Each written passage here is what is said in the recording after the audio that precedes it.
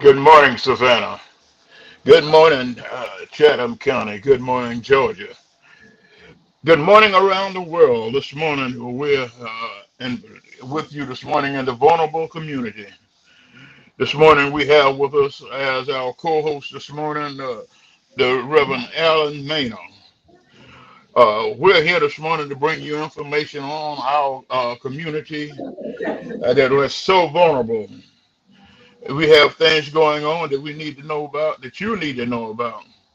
And we want to bring it to you and make sure that you are well informed. Reverend Maynard, will you give us a brief introduction of yourself, sir? Well, good morning, Elder Jerome. Good morning, podcast. Good morning, Savannah. I am the one and only Reverend Alan Maynard. I am the son of Miss Pearl Maynard. I am a community activist. I am a community leader. I also organize what they call the Stop the Violence rallies. Uh, and it's my pleasure to be with you this morning. Thank you again for having me. All right. Well, this morning we have a great deal to talk about, and we want to jump right into it. But before we do, we want to tell everybody we're broadcasting this morning from Kim's Cafe, one of our sponsors, and we just want everybody to know the food is great, and come on down and join us. Uh, Reverend Maynard, Yes. just tell us a little bit about what's going on with. I understand that you're having a rally on the 22nd. Is that correct? On the 24th, sir. On the The 24th, 24th. yes, on the 24th of February. But before the 24th, we're having a prayer. We're having a visual prayer because uh, there was an incident that occurred in Savannah, the downtown area, where a young man lost his life. And we're going to pray over the city. We're asking all the clergy, all the community leaders, all of the all of the gatekeepers to come out and join us in this prayer so we can chase these spirits away from our city, because the Bible lets us know that if my people who are called by my name will humble themselves, pray, seek my face, turn from their wicked ways, he will heal our land. And that's what we're asking. We're hoping that we'll come into solidarity and stop some of this senseless killing in our cities. But as of February the 24th, we're having a large rally, and we're asking everyone to come out again. We have people coming from New Orleans. We're having the NAACP youth from DeKalb County. We're having some of our local youth organizations coming in with us. Um, we're having some, the DA from Chatham County is participating as well. We have several others that are participating to make this a great event. But this is not just an event. This is a life changing. That we don't want to just give a hot dog and a hamburger. We're trying to change lives. We have some employers that are coming out that to hire on the spot. That same day, we're going to make sure that people walk away with jobs, because we know that poverty is is the cause of crime, and we know in Savannah that the poverty percentage is 24.9, which is higher than the national, which is also 12% higher than the state. So we're trying to change the narratives, and we're trying to write our own. Well, I hear you. I tell you, when you say we got to change it, there's a lot of changes to be done and to be made. But A. Philip Randolph Institute is trying to lead the forefront in getting our kids coming out of school into programs where, and we can institute jobs for them and get them started on the right road. Uh, we do have some of our people coming out on the 22nd, so we'll be looking forward to working with you on that day. The 24th, sir. It's The the 24th. 24th. I'm talking Yeah, about the it's the 22nd stuck in 24th. my head about Atlanta. I'll It's talk about okay. that. Yes. But tell us about some of the guests that we got, and tell us a little bit about some of the major guests that we Well, have. some of the guests we have is community justice. They're coming from New Orleans. Um, they have they have programs set up for victim witnesses. The same thing that we have here with the DA's office, but they take it to another step, as I would say. They make sure that the victims' hospital bills are paid. They make sure that the victim, if they need to be relocated, they're relocated. They make sure that the victim has everything that possibly they need in order to sustain themselves while they're recovering.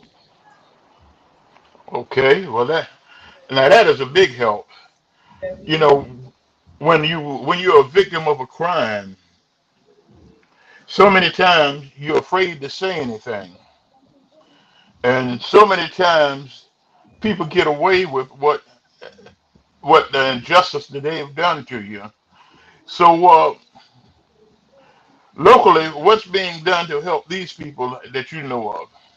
Well, right now, like I said, with community justice, there's a program that's already that we can tap into through their program, through our justice system, which is our Chatham County, our state representatives. Um, that they will go ahead and they have the funds to accommodate these people, because we know so many times when a victim, and I'm talking about a victim, a person that has been shot, they the bills are outrageous. It costs $1,700 for the EMTs to come pick you up from wherever you are and transport you to the hospital. But that does not cover the whole hospital bill. So the hospital bill can run you from $10,000 to $100,000, and God forbid if there's a surgery, that they have to remove a bullet or anything of that nature. It's very costly. So these people We're talking about people that are in a vulnerable community. We're talking about brown and black people that they don't have the resources. So these are the opportunities that these uh, organizations come in and bring in these resources so they can uh, fit the need for the people. Because as I say, we're here for the least, the lost, and the left out. I hear you. All right, now locally, we have our police department, we have our sheriff department. Everybody claims that they're working overtime to try to curb some of this crime. What's your take on what's going on in our local community? Well, my take is this. Now, when we were growing up, we didn't need the police in our communities because we had our own police. It was called Big Mama. It was called Daddy. It was called uncles. And so we need to get back to community love again. We need to get back to policing our own communities. That way we can go ahead and see. And if we police our own communities, we can stop some of the stuff that goes on in our communities. We're the first to stop it. Then if we need them to partner up, we partner up with them. But we don't need them per se to come in and delegate and tell us what to do. We need to we There's nothing wrong with partnering up with them, and I do say we partner up with the police department every day. We're partnering up with the sheriff department for this as well. But when it comes to people that look like me, we have a fear of the police department. We have a stigma that all police are bad, and because we see the killings, we see the mishandling of black and brown people. But now we're trying to bridge that gap again. We're trying to bring unity between the community and the police department. So we're taking an initiative to to to police our own communities. Well, I understand that. Uh, when you said Big Mama, I started laughing because it take a village to raise a child. Yes, And when we were coming along, and I'm a little bit older than you, but when we were coming along, everybody in the neighborhood, if you stayed in that neighborhood and they know you in that neighborhood, you were you were chastised whenever you did something wrong, wherever you did it at. yes, And we were afraid to do something wrong because by the time we got home, Mama knew about it. yes, I never figured out how my mother would be working, and I see her get off the bus, not talking to nobody. But when I get to the house and she come in the door, she, boy, you did so and so today. How in the world did she know it? But they had a way of communication, and I think communication has broken down to the point where there's just no communication no more in our neighborhoods, and we need to find a way to bring that communication factor back. yes, sir. And I do agree with you on that bit. But in that instance, that way we need to start listening. See, the only way we can have a conversation is if we listen to each other. And conflict resolution is what we're trying to bring now. So when we talk about the community, a lot of times people like the old folk would say, they put the cart before the horse, and they don't really listen to the needs of the people that are really in that community. Uh, so what does that look like to me? That looks like jobs coming in. That looks like affordable housing to me. That looks like uh, uh, equity and equal education, such as if you give $3 million to the islands for schools, you need to invest $5 billion to inner city kids because there's a real need there. We're just asking for our own pie. We're not asking for a piece. We want our own pie. I understand when you said give it to the islands. There, you have to look at where the poverty is really happening at. the location and where it is poverty stricken the most, uh, we have been fortunate enough to go into some of the poverty stricken areas and find some kids and put them out. Now we've got kids. They ain't poverty no more, but they're still trying to give back to the neighborhood by coming back in and helping us work and work with some of these kids to see that they understand that there is another way. But poverty is something that people don't think. Some people, I think, some people don't think is real, Well, but it's real. we're talking about the one percenters. Now, we need to bring that level up from 1% to 100%. The one percenters are the ones that have we have 1% of wealth here, such as millionaires. Now, if we all got together as a community and start investing in each other in our communities and stop going to Walmart, if we stop buying Nikes and we start investing in each other, we would be at the millionaire status. So we would not have to worry about that 1% because we'll be 100% in, and we would need any resources from the outside. We'll have our own, and that's all we're trying to do. We're trying to let everybody know that we want our own. So because we're capable, we have our own young engineers, we have our own teachers, we have our own doctors, our lawyers.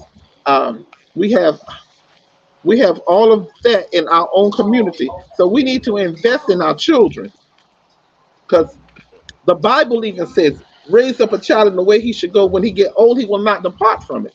So we need to find the niche that that kid has and invest in those babies. That all kids, just because he's acting out, it may find out the reason he's acting out. He may be acting out because he's well advanced and he's bored with the class.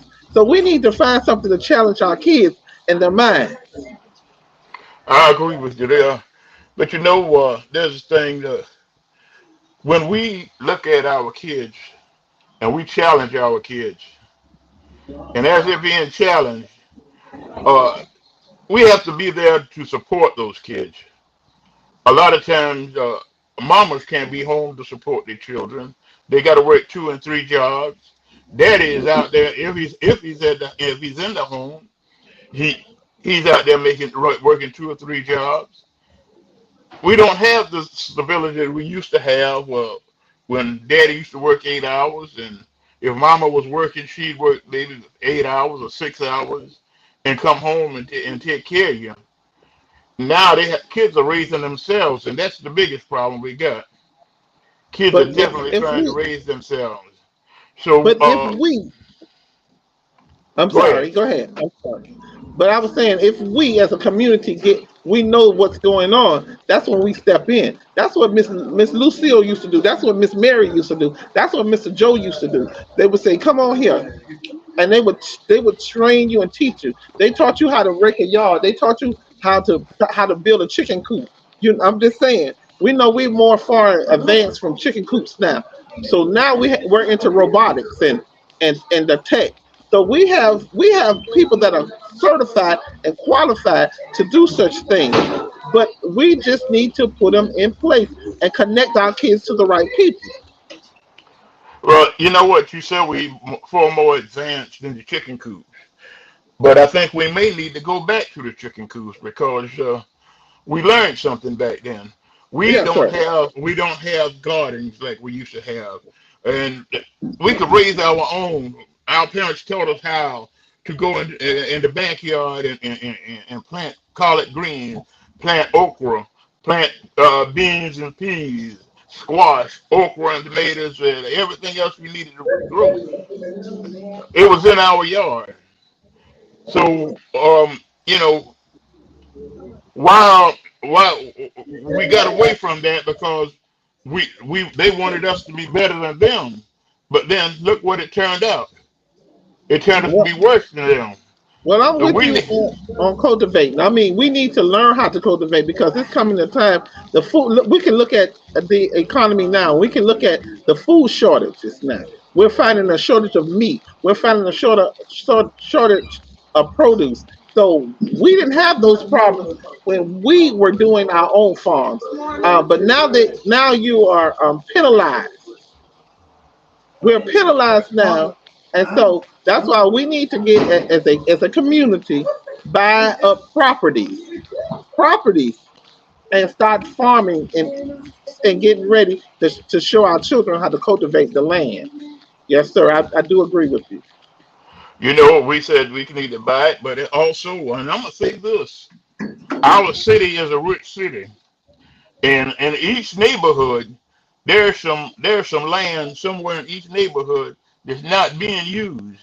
The city need to let the neighborhood use that land to grow and to cultivate that land until it's being and until somebody else buy the land or whatever. But it's property that we can use and spaces that we can use just for that specific purpose, and that's all. Just use to cultivate it to grow uh, vegetables and stuff for our neighborhood. Yes, sir. I do agree with you, but you have to understand, Savannah is a largely growing city. Savannah has outgrown Atlanta with riches and economy. The economy shows that Savannah has surpassed that of Atlanta. I'm I sorry, agree. we're going into a break. Go ahead. Go ahead. We'll take a quick break and we'll be right back.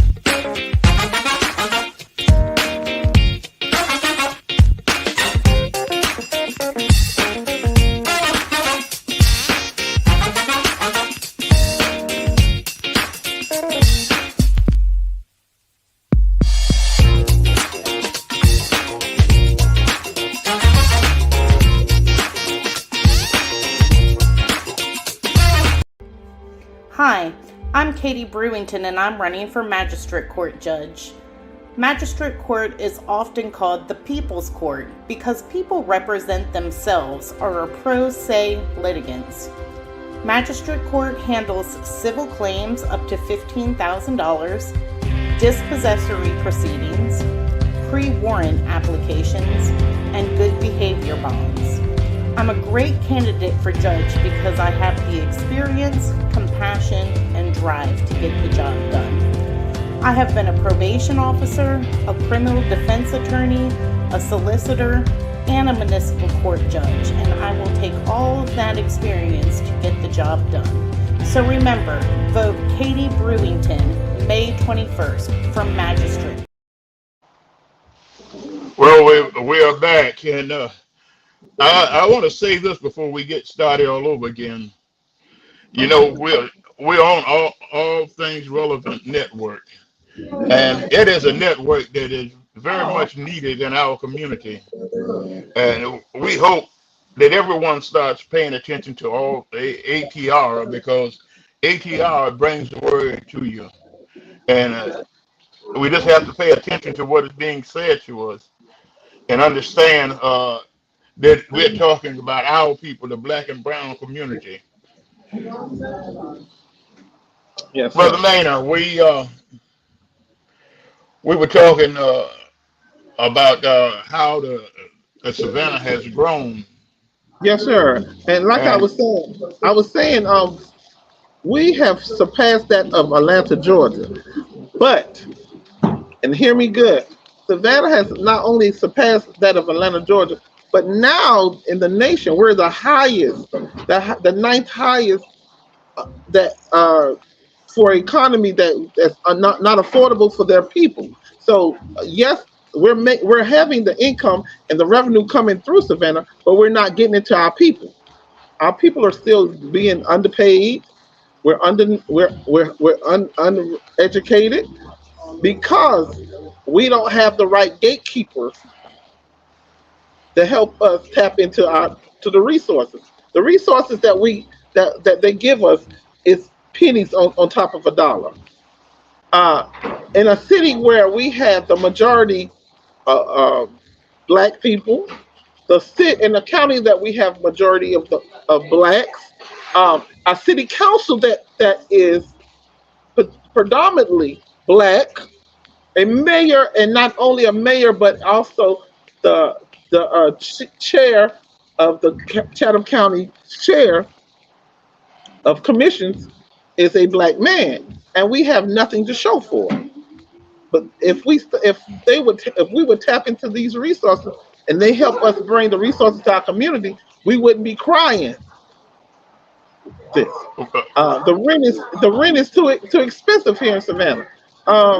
That's why we rated number 9 in outrageously rent. And the outrageous rent is the average rent here now is $1,800. The average income here is $49,000. Make it make sense. The math ain't mathing. So if I get an apartment for $1,800 and I only make $725, I can't really afford that apartment. I can't afford to eat. I can't afford insurance. I can't afford lights, gas. So what do I do? That's where the crime comes in. That's where, because you're pushing me into another part of poverty. You're pushing me into the lowest part of poverty. So when I see I can't sustain myself and I can't feed my family, the first thing I'm going to do is go out and do what?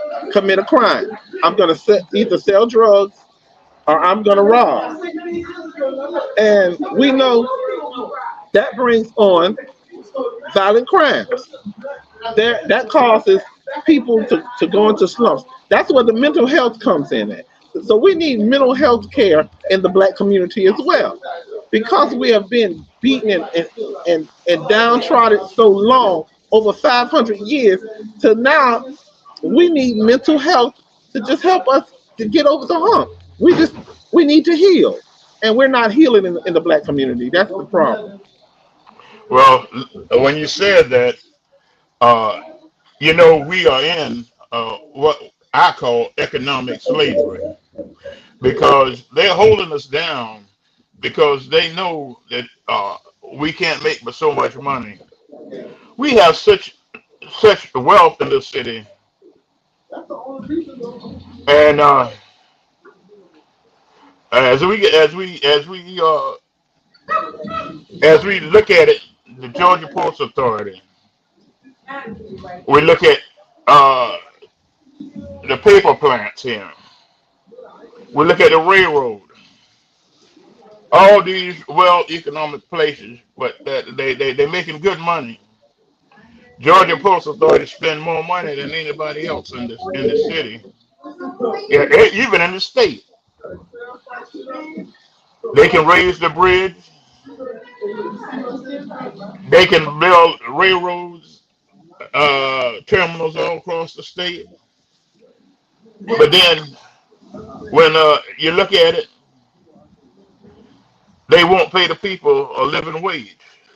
Yes, sir. That's what we need. We need a living wage all through our whole area. We need a living wage so that we can get up out of there. I see where the city council of California has started a living wage. They brought the living wage up so their people can be sustainable in California.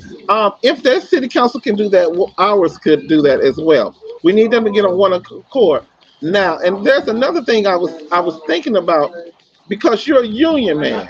And because you're a part of the unions, I know that you sit with, have you sat down with Hyundai and negotiated some jobs for our community. Because Well, I know that you sit on that. well, what do we do? That's why we have building futures. That's one of the should do. We have building futures. It doesn't even have to be a high school person, but if we find a person that needs a job and they want to work, we put them in. We get them to go into the apprentice programs with the unions. And when they go out there and they get the job, they earn while they learn. And you can't do no better than that because you're making money and learning to trade at the same time. Yes, If sir. they stay there and throughout their usually it's 4 years, uh, they make above average earnings while they're learning, and then when they finish, they become journeymen, and they begin to make six figures, and they can sustain their family because they will be making a decent salary. But the one thing that we do, and we want to make it known that once you come to our program, we do economic training so that you can know how to handle your money. Because you give a person a $6 job and he's making six figures, and he never made more than three figures. He, he's lost. He don't know what to do with his money, and we have to give you a training so that they can work and make it for them families. Yes, sir. That sounds good. Yes, sir. There are some other stuff that we've done as a preventive for, as I'm talking about to stop the violence rally. Um, I remember a couple of years back, there was a situation that was going on between West Savannah and Garden City. Me, my older woman Vanetta Lanier, uh, Alderman Ricky. Um, um, oh God, what's Ricky's last name? Lord forgive me. Uh, Lassiter. Lassiter. Yes, you do know. Please forgive me, Ricky. Ricky Lassiter from Garden City. I found out that there was a situation going on, and I called them together, and we called in some people, and we brought the elders of the situation together in a real private area, and we had a conversation, we had a meeting, and the meeting was great, and we decided then what we need to do for our youth. See, there's not enough to do in our communities.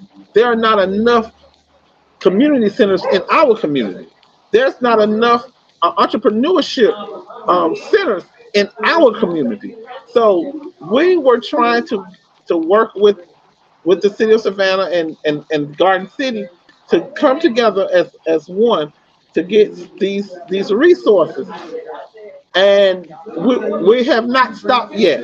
We're still in the process. We're still working. So we need everybody on board. It's not just a I thing. It's not a we thing. I mean, you think it's a we thing. So we need to come together as a community, as a unit. Well, I agree with you there. Uh, there's there's more resources in our city that are not being used than is being used, and that's a big problem. Our city is holding on, and I say our city, that includes the county, is holding on to resources and letting our neighborhoods go lacking. We could have the gyms at the schools open in the evening time. We could have the parks open and guarded in the evening time so that there's no foolishness going on. We could have somebody to supervise the park. We used to, and we had parks playing parks. Uh, we had communities playing communities. We even had church leagues going on. That we could go from one church to the other playing basketball, playing softball, and we kept these things going, and we didn't have the level of crime that we had now. kids got to know each other from one side of town to the other side of town, and became friends. When I was coming up, the west side could not go to the east side, and the east side couldn't come on the west side. But fortunately, I was able to go both sides because I had family staying on both sides of town, and I got to know people on both sides of town. But then there were times when I had to leave from the east side to get to the west side, and it wasn't always a happy trip. Well, that's But what we're trying to break. We're trying to break stigmas like that. We're trying to yeah, tear down barriers like that. That's because what sense did that make? Because we're all from the same community, the black and brown community. So what sense does that make? I can't come on a public city street because you feel that I'm not from your turf. That makes no sense at all. So once we start, we that's where we need to come. That's why I said we need mental health training because we need to sit down with our children and their parents because it begins at home. Charity begins at home and spread abroad. We need to get with our parents and let them be taught.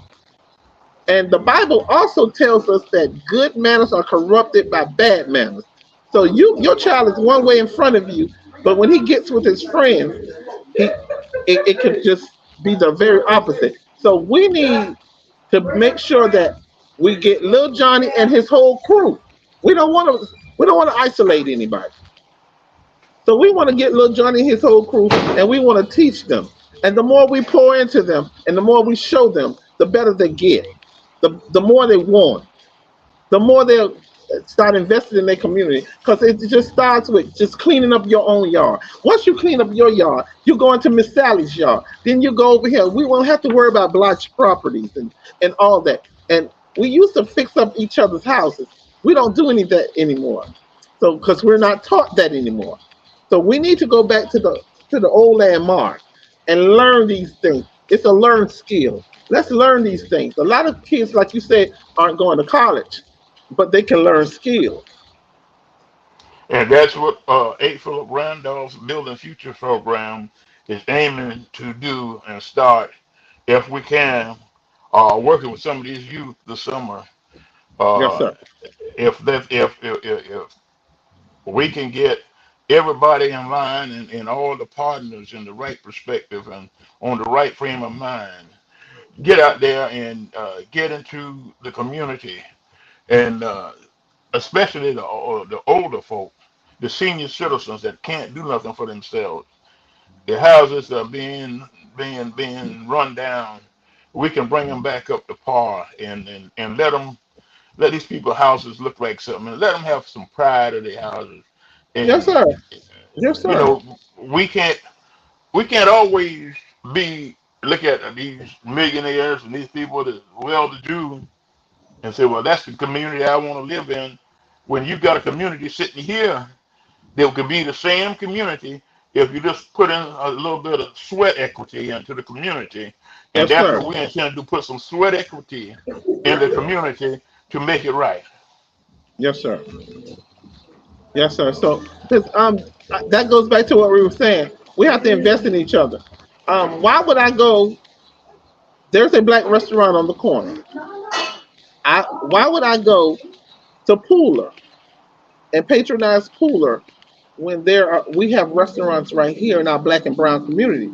So I'm gonna take the money out of my see we do this too often. We take the money out of our own community and help invest in other communities. You have liquor stores owned by the Patels.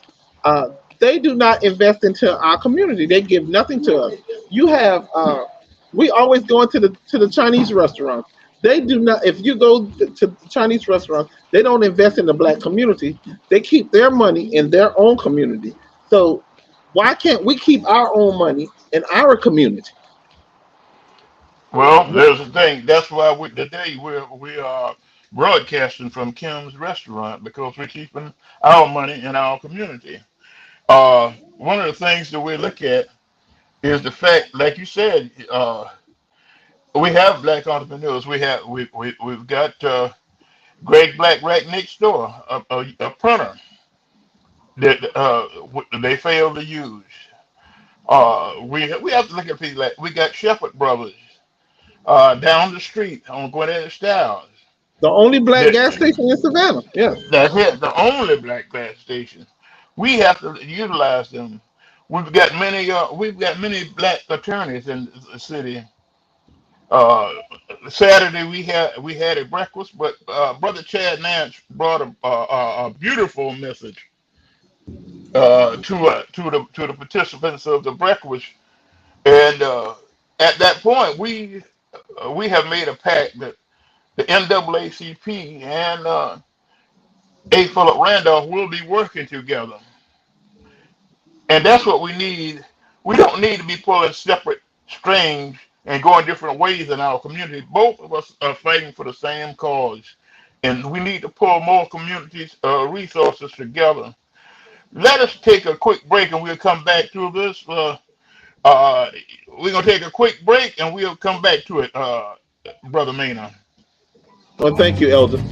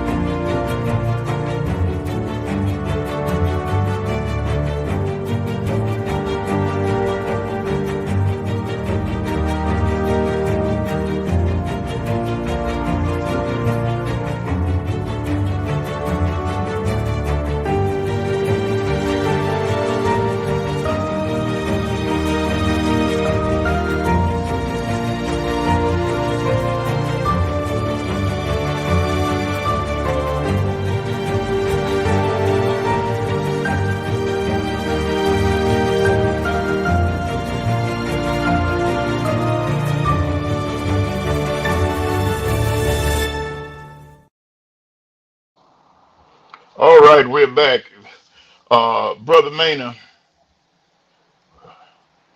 Well, we'll get him back on in just a second, but while we are waiting, let me say this: our neighborhoods are struggling because our people have separated themselves. If we join hands and come back together, we can build a neighborhood, a community back that is second to none in the state of Georgia. Uh, we need to make sure that everything that we do, we are kept on one accord. And that's the biggest issue that we got, being on one accord. We need the NAACP, we need all the sororities around working together. If we as a people sit down to the table, and if we're not at the table, then we must be on the table. So let us make sure that we are doing what we're supposed to do, and coming together to hold hands. Because if I can hold your hand and you can hold my hand, we can reach out and grab somebody else's hand. By holding hands and showing people that we are strong, if we hold hands, then nobody can break the link in the chain, because you can't break the link, a solid link. You may try to intimidate it, but you can't break a solid link once it's formed. In our community, the NAACP and A. Philip Randolph, both of us are nonpartisan organizations, and both of us are working for the black and the brown community. Now we have said that if you're not at the table, then you're a part of the meal. Let us be sitting at the table That's so we great. don't be a part of the meal. Yes, sir. Let us be the ones that start making decisions instead of having to listen at somebody else's decision. Yes, Brother sir. Maynard, yeah, well, you're back with us. Go ahead. Okay, no, sir. I do agree with you on that because if I'm not at the table, I don't know. Like you said, I got to be on the menu. They don't want me to know because they're planning to roast me. You understand? So we do understand that concept, and that happens so many times in our black and brown communities. Just because people look like us, that don't mean they represent us and they're for us. And that's the thing we need to stop. We need to stop. Harriet Tubman had a saying. When she found a Judas in her crowd, she cut his throat. So many times that the black community needs to start, and it's sad because if we allow them to keep on spreading that hate, that's what causes us the division in our community. That's what causes the killing. That's what causes uh, the hard feelings. It's because they have people put in our community to help bring discord in our community. Now we have to stop them, and we have to teach our kids not to be followers, but be leaders, because God built us to be kings and queens. You know, I'm gonna say this. We need everyone to continue to watch ATR's network because A. Philip Randolph will be doing forums, and we're gonna do them visually so that everybody can see them. It'll be in person and visual, but we gonna keep them visual and we're gonna do them through ATR so that people can get to see the real person. We ask the hard questions. We get to challenge these people. Then we get to talk about really what it's going to take to get our people where they're supposed to be, and we will be holding all of our politicians accountable to what they said a couple of Yes, years ago. And what they said a couple of years ago, if they didn't do it, we're bringing it back right back to them because if you're gonna mislead our people, then you can't lead our people. amen. You I have agree with you. I agree with you. That's the old you. saying that hold their feet under the fire. Yes, sir. That's it. We understand that. We Um, cannot accept back any longer yes, sir. and let our people be misled and these people get away with doing what they're doing and we're sitting back they get their pockets getting fat. They're buying houses in the neighborhood that other people can't afford to get them for tax prices, Yes, sir. and then they let them stay run down to be a person in leadership, and they buy a dilapidated house and then they let it stay run down and rent it out. Then that's a problem now. We're gonna be exposing people as to what they really are and who they really are. Yeah, I'm with We you on that. have we I'm have with no we have no we have no fuel in this fight, but we gonna fuel a fight that we can win. but we also have to celebrate our people too. We have to celebrate them, let them know that you are more than. Because if I start breathing life into you, you're gonna act like I asked you to act. See. So long we have been told that we're nothing. We keep telling these kids they're nothing. But if I start breathing life into you, and I start speaking those things that are not as if they were, they will come too.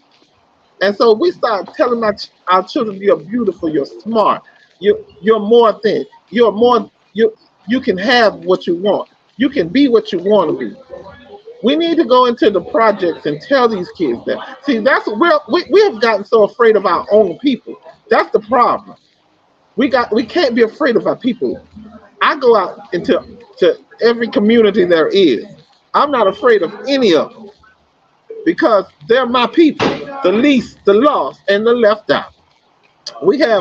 And we need to start acknowledging, like you say, these community leaders such as yourself, A. Philip Randolph, Julius Hall, Vanessa Lanier, Tia Brightwell. Um, uh, we need to start acknowledging these people that are leading, and we need more ministers to come out the pulpit See, that's the problem. We need real leaders out here. We need the ministers to come out the pulpit and go out in the streets, because the Bible said that he tells us to go in the hedges and highway and compel men to come to us. That means I need to be out there begging them, telling them I know what it is. Come on, I can show you a better life, but we can't do that if we're not living a better life. Well, I agree.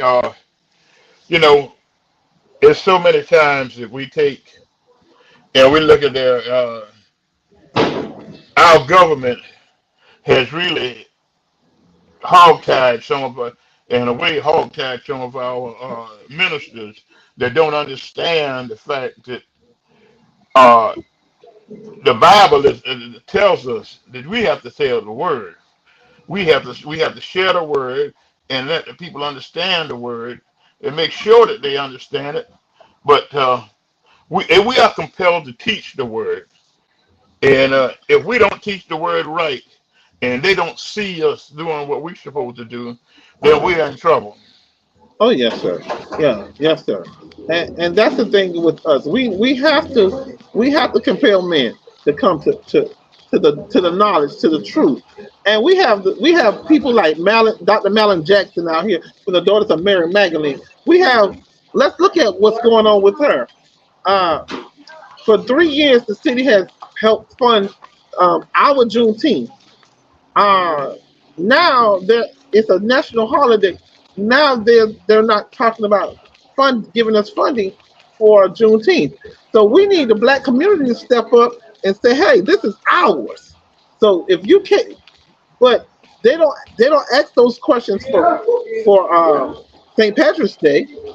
They don't have those problems for the water fight at Tybee. Um, they don't have those problems. Now look, when our children come together talking about they want to go to the beach for spring break, and they call it the Orange Crush, there's a problem. They're gonna employ over a thousand law enforcement. I don't even want my children to go that way because uh, you already got in your head that my kids are a menace, that there's something wrong with my children. So at any minute, at any time, something can go wrong. And it does not mean that it was my child's fault. And we're going to put the blame where it is. Now, there are some parents that need help with raising their children because these kids are some of these kids are outrageous. They're out of pocket. But that's where the community comes in, and we help them with their children. We don't need anybody coming in and just beating on our children and telling them that you're nothing. My kids are great. We're more than conquerors. So this is the message I'm portraying. I'm putting out in the black community and in the brown community. Do not allow people to come in your community and dictate and tell you how to run your community. We should know. We know what we need. We know what's needed in our community. We know what's needed. We need education. Education is prevention. Education itself is prevention. And the more we educate our children, the better off we are. We know that we got scientists, we have engineers, we have farmers, we have soldiers, we have everything in our black community. Now let's utilize it. Let's put them together and and and and put the pieces together of the puzzle, and we'll have a complete picture. Well, that is the truth, and I'm agreeing with you on that. Uh, the one thing that you said earlier, we as a community, I was a young man. I think I was about 14 or 15 years old. We had a lady move into our community, and she had a daughter that was the same, almost same age as me. She might have been a year younger than me, but she wanted to come out and play with us, and she came out into the community, and she was doing what she wanted to do. And if we said or did anything to her, uh, not physically now, but if we said something to her, and she would run back, she would tell her mama, and her mama would come out there and start yelling and screaming at us. and didn't want nobody, didn't want our parents to say nothing to her child. All of our parents got together and went to the mama and told the mama, say, look, say, either if you want your child to stay in this neighborhood with us and play with our kids, she's gonna get chastised right along with our kids because we take care of our kids. That's right. Now, if you don't, then you can move out. We'll help you move. And I don't know where they got the money from, but they made that lady an offer to move. But she finally her husband told her, you're not going nowhere, and your child gonna get out here and play. So she finally got down with the program. Yes, But sir. it's times like that we have to. But now our communities they're being genocide, they are being infiltrated, and there's nothing we can do about it. They think there's nothing we can do about it. Let's put it that way. We're working hard. We're gonna continue to work hard to stop this gentrification that's going on, moving out our people out, just so we can bring in other folk from the other communities. Brother Maynard, we've got about 6 minutes left. I'm gonna give you 3 minutes to wrap up. Give us some closing statement, and remember to tell us about the 24th. I got it right that time. Yes, sir. Well, and again, thank you again. Thank you, Mr. Jerome. Thank you, ATR Media. Thank you again for the opportunity to sit across from you and to tell you about the works that we're doing in the community. Now, if you want to change your life, if you think that you can help us and better our community, I know you can. So if you want to be a part of something, come out on the 24th, where we are fighting for the least, the lost, and the left out. We're going to have a Stop the Violence rally, and we're going to be impactful to people's lives. We're going to change lives that day. So don't meet me there, beat me there. From 11 to 3 at the Hudson Hill Community Park. If you want any more information, you can call me at 912-414-4206. You can email me at alanmainor2gmail.com. Thank you. We thank you, and we're going to get ready to wrap up and get out of here. But A. Philip Randolph is working hard. We will be in Atlanta, Georgia on the 22nd. That's why the 22nd keep popping up in my mind. We'll be in Atlanta, Georgia, fighting a bill that's detrimental to labor that our governor put out there, House Bill 362. But until we meet again, we're going to get out of here. We ask everybody to love somebody. Love on somebody. Love on one of your neighbors. Make sure that you take care of them. Look in on them, especially our seniors. Until next week, we will see you all again. And we will be right back here on the Vulnerable Community at 10 o'clock Tuesday morning with some more valuable information for our community, for the vulnerable community. We see you and have a blessed week, and be blessed, everybody. Goodbye now. Goodbye.